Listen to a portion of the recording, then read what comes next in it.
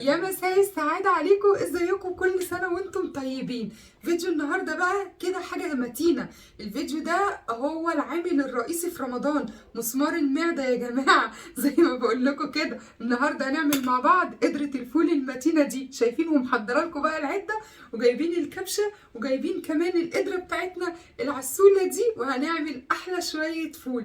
بس قبل يلا ما نخش في الفيديو بتاعنا، ما تنسوش تصلوا على الرسول ولايك وشير للفيديو بتاعي، واللي ما اشتركش في القناه يشترك في القناه ويفعل زر الجرس عشان يوصله كل فيديوهاتي الجديده اول باول. ويلا بينا نسمي الله ونروح نشوف بقى التركايه السحريه اللي محدش هيقولك عليها ومش هتلاقيها في اي فيديو خالص، حصري عند انجي وبس. سر الفول وجايباه من المنبع. ويلا بينا نسمي الله ونروح نشوف، ونخلص الفول انا مش مسؤول.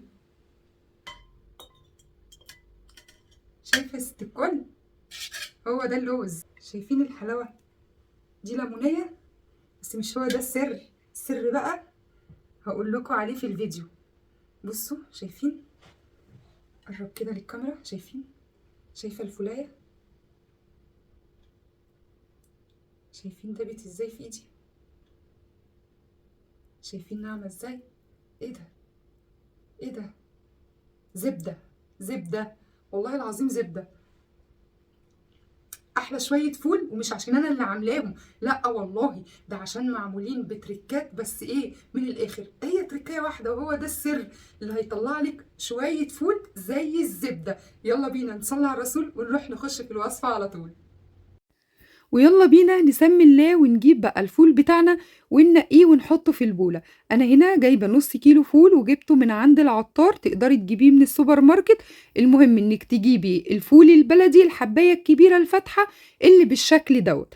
وبعد كده نغسله وننقعه بقى في البولة 24 ساعة. ليه 24 ساعة؟ علشان الحجم بتاعها يتضاعف وتستوي بسرعة وما تاخدش معايا وقت. وبلاش تجيبي الحباية البني الغامقة الصغيرة، ما بتبقاش أحلى حاجة في التدميس وبتاخد وقت كبير وما بتطلعش طعمها حلو كمان في الأكل. فدي الحباية اللي احنا عايزينها. بعد كده بقى هنجيب القدرة القمر بتاعتنا دي مغسولة وناشفة ونضيفة وزي الفل. نفتحها بقى كده ونصفي الفول بتاعنا من المية، ونحط الفول بتاعنا كله في قلب القدرة. طبعا انا استخدمت نص كيلو، تقدري تستخدمي انت كيلو، تقدري تستخدمي ربع كيلو، براحتك خالص. بس انا عايزه اقولك ان النص كيلو بعد السوى هينفش وهيديني كميه ما شاء الله كبيره، هتقعد معايا فتره حلوه يعني.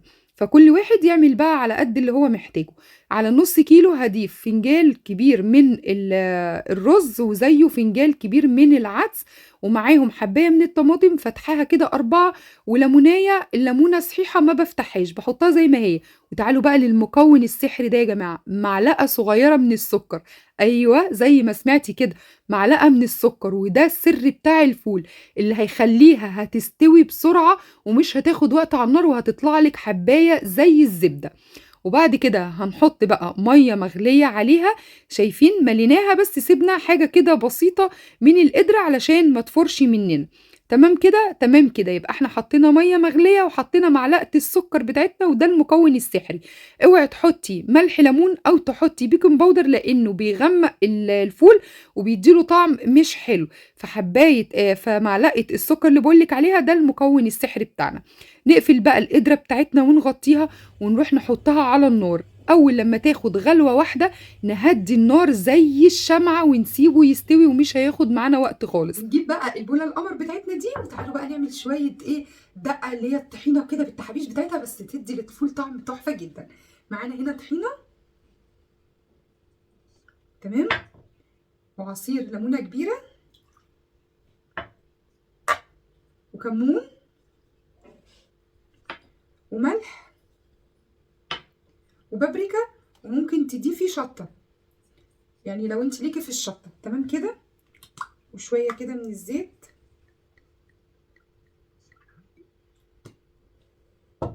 وكمان نحط ميه، ونقلب بقى الخلطه الرهيبه دي. زي ما قلت لك، عايزه تضيفي شطه حطي براحتك بقى شطه، مالكيش في الشطه زي حالاتي كده فهتعملي كده. بقت معانا جاهزه، وهو ده القوام بتاعها.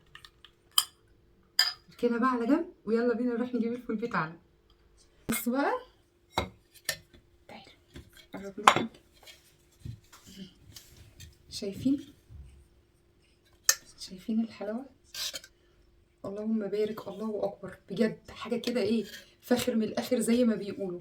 شايفين؟ ولا الليمونيه هي راحت فين؟ دايبه وزي الزبده. انا من الناس اللي ماليش في الليمون، بس لما بحط الليمون مع الفول بيطلع طعمه زي العسل بجد، ما فيهوش مزازه بقى ولا مراره ولا اي حاجه. عارفين سر الليمونه دي ايه؟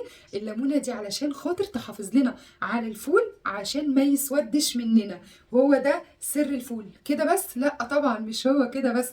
معلقه السكر اللي احنا حاطيناها دي اللي بتسوي لي الفول بسرعه وبتخليهولي زي الزبده، والليمونه بتدي طعم للفول وبتحافظ لي على الفول انه ما يسودش مننا. شايفين؟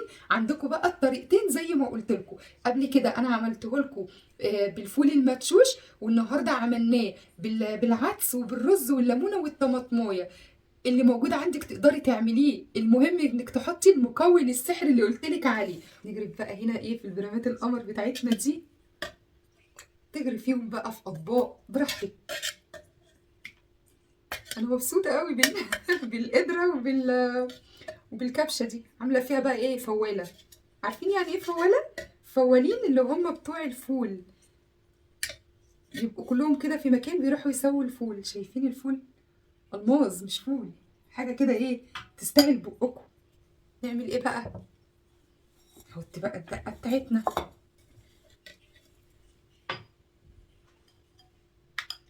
نحط الدقه بقى ايه القمر دي كده، تمام.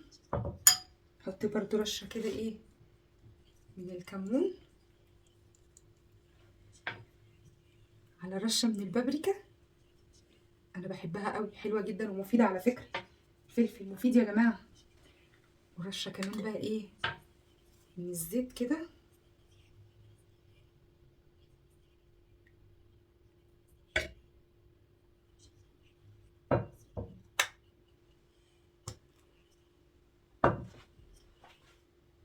شويه الفول دول يفتحوا النفس ويسدوا معانا في صيام رمضان. بجد الوصفه دي جميله جدا وهتعجبكم ان شاء الله. والفول دوت هيقعد معاكم، شيليه في التلاجة هيقعد معاكي لحد ما يخلص، وطعمه زي الفل مش هيغير خالص خالص.